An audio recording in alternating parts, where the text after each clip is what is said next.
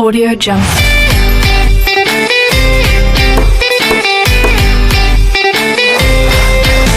Audio Jungle.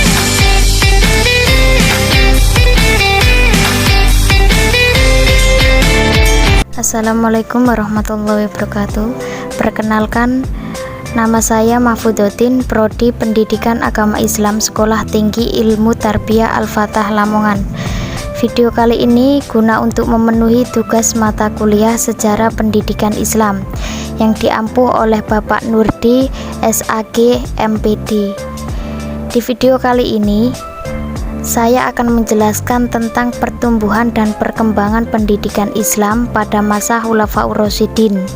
Yang pertama adalah pada masa Khalifah Abu Bakar pada tahun 11 sampai 13 Hijriah atau 632 sampai 634 Masehi.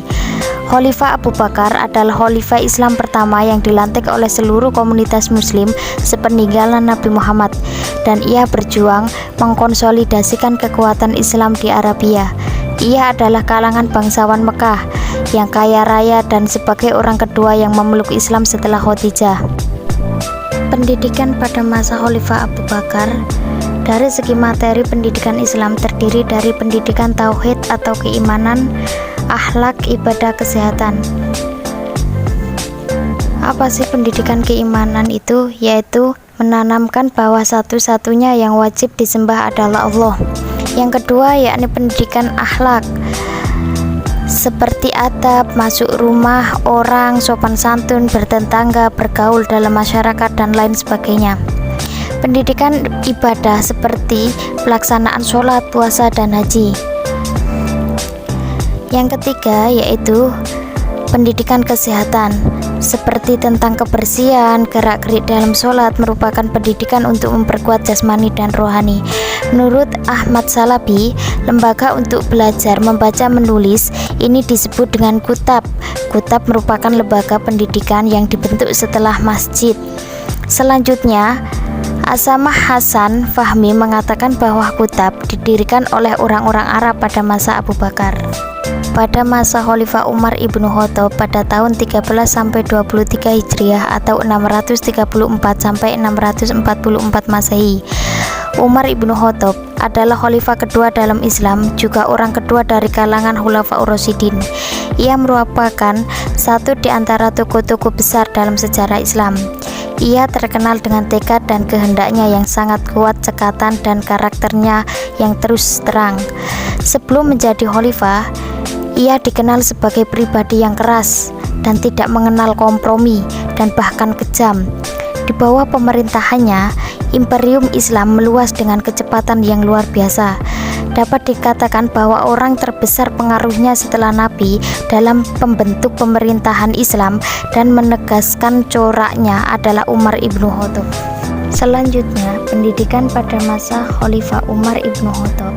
Dalam hal pendidikan, Umar membangun tempat-tempat pendidikan seperti sekolah, juga mengaji. Guru-guru dan imam muazin dapat dana dari Baitul Mal. Berkaitan dengan masalah pendidikan, Khalifah Umar ibnu Khattab merupakan seorang pendidik yang melakukan penyuluhan pendidikan di kota Madinah.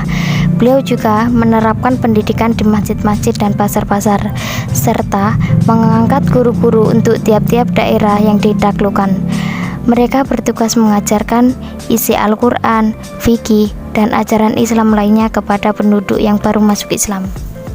Yang ketiga, pada masa Utsman ibnu Affan pada tahun 23 sampai 35 Hijriah atau 644 sampai 656 Masehi. Utsman ibnu Affan adalah khalifah ketiga periode Khulafaur Rasyidin. Ia dipilih sebagai khalifah oleh sebuah dewan pemilihan yang disebut syuro. Sahabat yang sangat berjasa pada periode awal perkembangan Islam, baik pada saat Islam dikembangkan secara sembunyi-sembunyi maupun secara terbuka. Ia dijuluki Zu'al Nurain, yang berarti memiliki dua cahaya, karena ia menikahi dua putri Nabi Muhammad SAW yang bernama Ruqayyah dan Ummu Kulsum.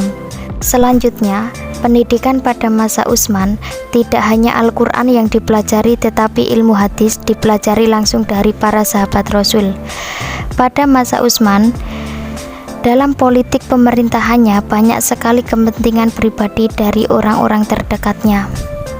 Selanjutnya yang keempat, yakni pada masa Khalifah Ali ibnu Abi Thalib pada tahun 35 sampai 40 Hijriah atau 656 sampai 661 Masehi. Ali ibnu Abi Thalib adalah khalifah keempat Khulafaur Rasyidin. Ia juga sepupu sekaligus menantu Nabi Muhammad. Ali ibnu Abi Thalib adalah keturunan Bani Hashim. Ia lahir di Mekah pada tahun 603 Masehi. Dari kalangan remaja, ia adalah pertama masuk Islam.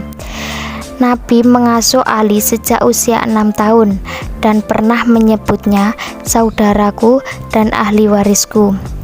Ali banyak mengetahui tentang kehidupan Nabi, termasuk ilmu agama. Ali pernah menyelamatkan nyawa Nabi ketika diminta tidur di tempat tidur Nabi untuk mengecoh kaum Quraisy. Ia selalu mendampingi Nabi hingga wafatnya dan mengurus pemakamannya. Selanjutnya, pendidikan pada masa Ali ibnu Abi Thalib. Dasar pendidikan Islam yang tadinya bermotif akidah tauhid sejak masa itu tumbuh di atas dasar motivasi, ambisius, kekuasaan, dan kekuatan. Tetapi, sebagian besar masih tetap berpegang kepada prinsip-prinsip pokok dan kemurnian yang diajarkan oleh Rasulullah.